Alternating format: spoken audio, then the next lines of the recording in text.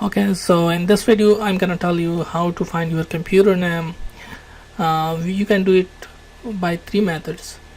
The first method is right click on this PC, or some people call it my computer.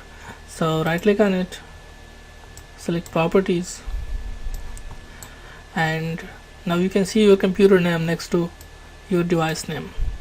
So this is your computer name. The second method, you can do this like we did. We right click here and selected properties, and we saw the computer name. So we can do all this through shortcut too. So the shortcut is, let me show you on the screen.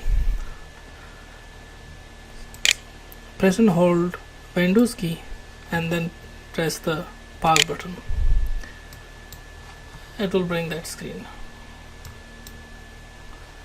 This was the second method. The third method is through command line.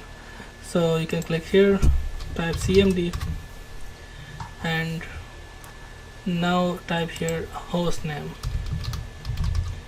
After typing host name, press enter. You will see your computer name here. Thank you for watching.